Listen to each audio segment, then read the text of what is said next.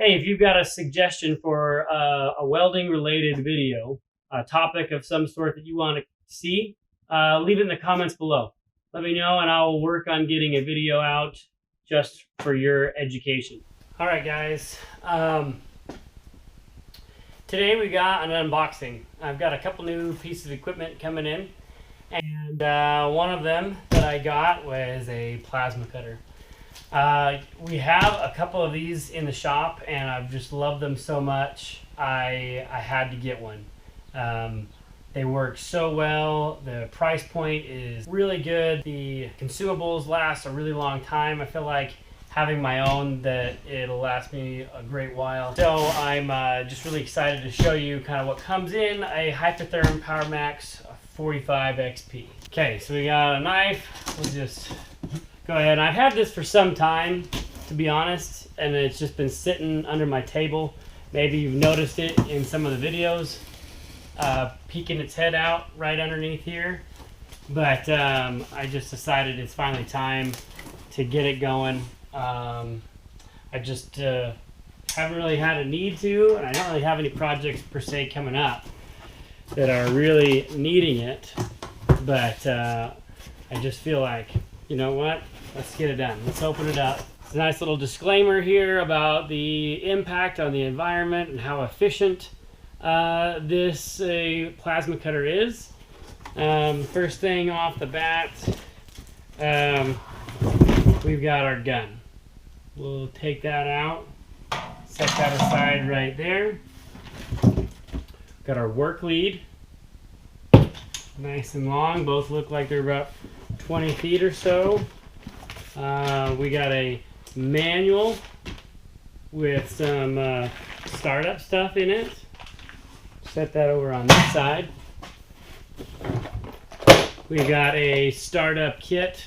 It has a few contact tips, electrodes, shielding stuff, replacement swirl ring, and that's all in there. That's really important. Can't use it without it. Then we have our power.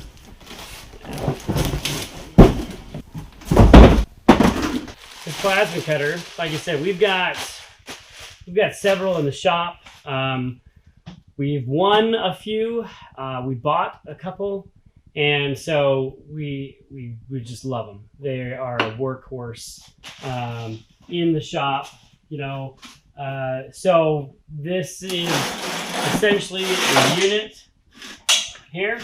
All right, so it has a little protector here on the ground prong. You just slide that off, set that to the side. Got my power cable right there all ready to go. So on the gun and the work lead, it's already nice and packaged up. You can unclamp that. We'll pop some zip ties here. Try not to cut the cable because that would be sad. This lead is super long, but it's actually kind of thin. I'll be honest, we have a lead in the shop at the school that people plasma cut directly over top of. And put a bunch of little holes in it, and that's exactly where the air goes. And so we were getting a huge air loss through the lead, and so it's really important that you shield that, protect it. I'll probably buy a leather sleeve that goes over top of it. That way it doesn't get ruined. In our manual box here, we got a registration card. This is a consumable guide. Got some nice little add-ons here or there. There is a complete service manual. Several different languages. This manual looks big, but that's in English. 17 pages maybe is English. And you have a quick start guide of how you cut, how you turn it on, how you can switch between gouging, piercing, cutting. There's a way that you can kind of etch by hand material. Operations manual. Again, another big one. Let's see how many pages of this is English. This might all be English. Settings, different fault codes, how you gouge, what those settings would be. Someday, a CNC plasma cutter here, that'll never happen. Well, I can't say never. Then I could use this machine with a CNC. It hooks right up to it, has the controls for it. Do have the ability to mark cutting charts for aluminum, stainless. So this is where you're going to focus. Most of your information is going to come out of that manual right there. Take our nice protective cap off, open up our little box here. First we have our swirl ring that goes in like so. So the tapered end goes into the torch first, then the electrode, then the contact tip. Now you have your retaining cup. You don't want to wrench on this. Snug, and you're done. And then lastly, this has a drag shield on it. I really like the drag shield. It gives you the perfect standoff distance, and then it has these relief cuts, kind of like a little crown that allows all the flashing to shoot out as you're piercing through and cutting. You have your safety. You got to flip that up, and then you have your lock. Right now, this gets me a lot. There will be a problem with this machine in the shop, and it won't work, and I don't know why, and it's not working. And then I finally noticed the yellow on the back here. And I flipped that to green, and we're off and running. All right, we're gonna plug this guy in. Make sure our work lead is connected. Like a mini dents connector, tighten that down. Turn this on. All right, so we got a little error here right now. It basically is telling us we don't have air. Drum over here from my compressor.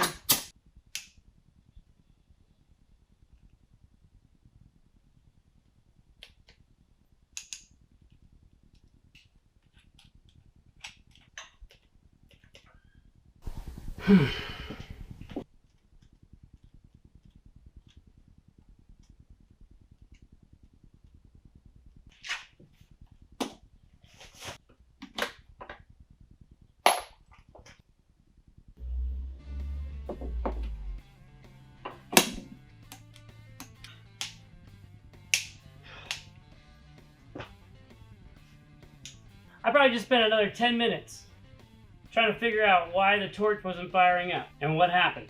What did I do? I was just bumbling around trying to figure things out. I'm like, why is this not firing? Why is it not firing?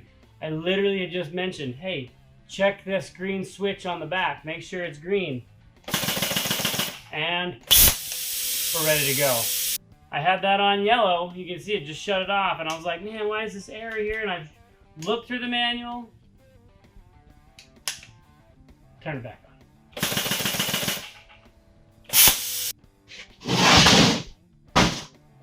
All right, so I want to cut a little bit, right? We just busted it out. We want to do something about it. When you plasma cut, you want to be technically on a shade 8. Now, that's what the books will say, but if your eyes are sensitive, you want to go a little bit darker. Typically, I find 8 a little bit too dark for me. So I'd like to keep mine around a 6. Some of these auto darkening helmets, you can adjust all the way down to a shade 4.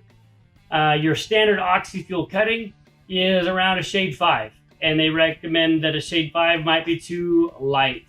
Now, I guess it just depends on the amperage that you're throwing through. This is a 45 amp machine that will sever, I believe, a 1/2 inch. Higher you go, the faster you're gonna cut, okay? So I just want to do a real quick little jaunt here, and we'll do a 45. It'll make a lot of smoke. And since we're in the garage, I don't have my little vent hood on. We won't try and cut a ton, but I got to. I got to try it out, okay? Come on.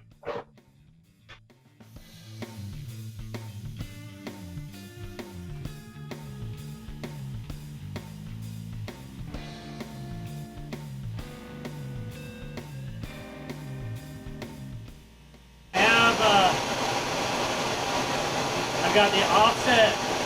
That's how big that's like the tip on this is probably like 1 inch in diameter. So in order to get a center cut, I've got to come in a 1/2 inch. And if I were really critical, I'd measure that. I'm just gonna make sure I'm not cutting my table here.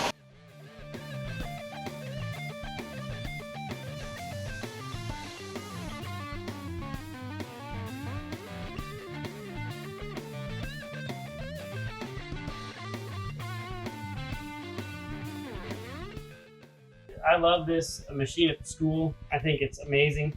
If you're in the market for a plasma cutter, definitely check out the 45XP. It's got a lot of great features. And again, we haven't even really gotten into gouging or marking, but maybe we can have some future videos on that. That's just the unboxing and use real quick on this. But yeah, really excited to have this machine here. It's a workhorse. You'll love it. Won't ever regret this kind of purchase. I think we're done.